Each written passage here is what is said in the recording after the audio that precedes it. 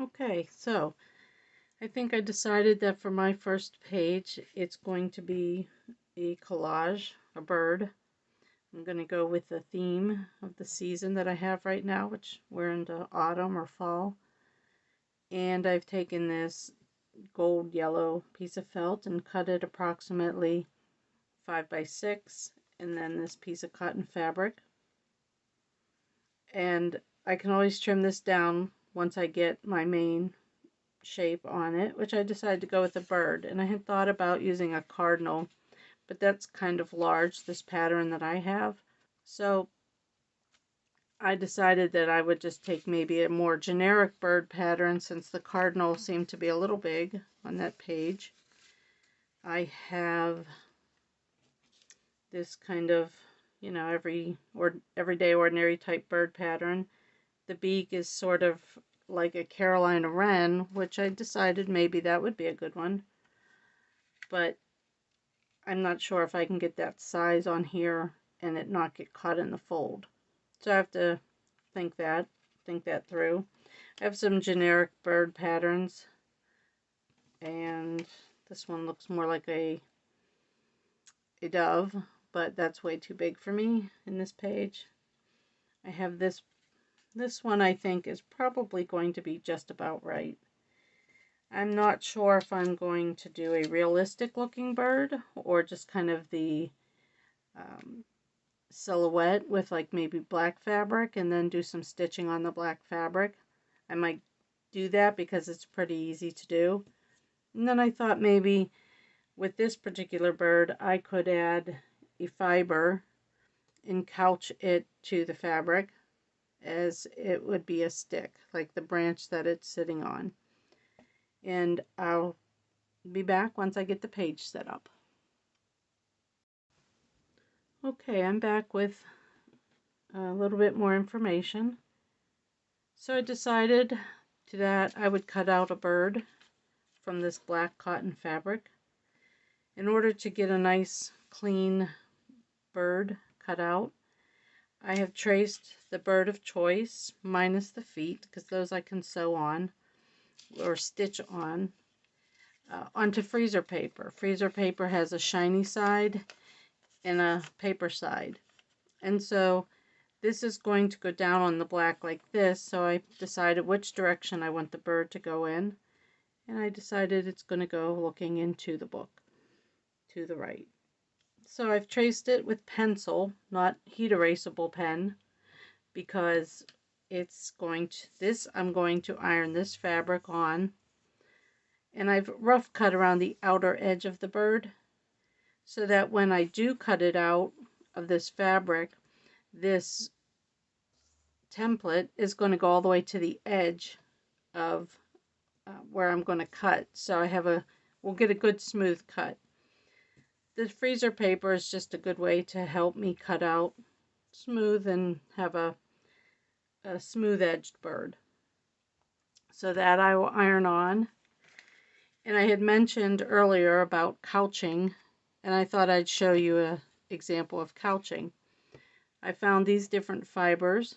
I have this yarn, variegated yarn, pretty thick. And then this is wool roving to do felted, to wool felt. Anyways, I'm not sure that I like this. It's too fuzzy for me, I think. So for the branch that I want this particular bird to sit on, and here's my wren for inspiration, I think I'm going to do a little twist of the brown, maybe get a little red piece in there, put it across the page like that, and then have the bird sit on that. I also found these pieces of velvet that I had heat embossed with a rubber stamp, and I might add those in the background somewhere just to kind of make the page pretty, or I'll use them on the next page. Really not sure. I love the fabric. It creates a nice background in that yellow and the different shades. So it'll kind of be reminiscent of a bird on a branch in the fall. So that's what my page setup is going to come together as. So I thought I would show a sample of how to do couching. Couching is a stitch that's used to secure another fabric or fiber down to your base. So I'm going to show with this particular slow stitch piece how to couch. So you're going to put a pin in that's sharp. Some of my pins are not very sharp any longer. And it's just going to keep it in place. And then couching is simply put a knot at the end of your thread, your string, and you come up near the end where you want to begin. And you don't want to pull too hard, but you're going to stitch over the fiber, just like that. If I was to pull really hard, that would be, you wouldn't see the stitch. It would kind of fall away. Then I bring the next stitch up. So I'm going to just, I guess the tension I want to have is just enough to hold it and to be secure. This particular fiber has these little notches, so it's kind of wiggly. I don't know, technical term there. So I think I'm going to follow that. So I'll bring my needle up from the back, go back down right across that little bit in the fiber itself, and then come up at the next one. And you could do all sorts of stitches when you do couching. You don't have to use a simple straight stitch. That's just probably the easiest. You can get some really fancy stitching on these kinds of fibers. So any stitch that you would do on top of the fabric, you can almost try to do on top of these fibers. But that's just a, oops, my needle came unthreaded. So I would just knot it off on the back, and that's how couching is done. That's just a real basic example, and I think that I'm going to do that on this page. So I'll be back once I have my page closer to set up. Okay, so I'm back with my page set up. I so far have cut out a couple of leaves from wool. I've done my bird out of black cotton, and I had taken that fiber and made a braid and then put it on my page, and I did some couching stitching in a red, this variegated red thread. It's pretty and it matches, so I like that.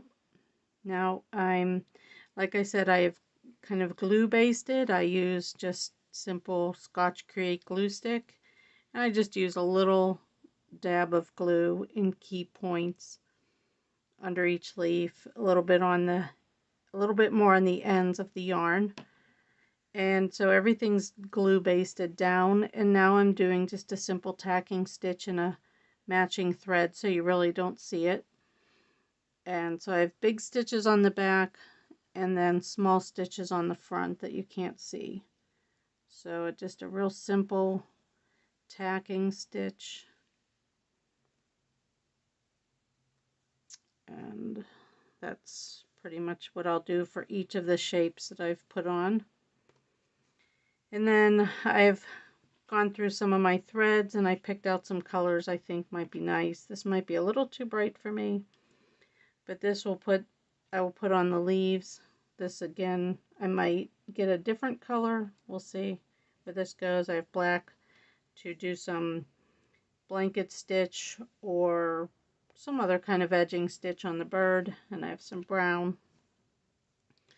I also have my needle threader in my supplies nearby, my sharp scissors, my needle minder so I don't lose them when I take them off, or you can use a pin cushion.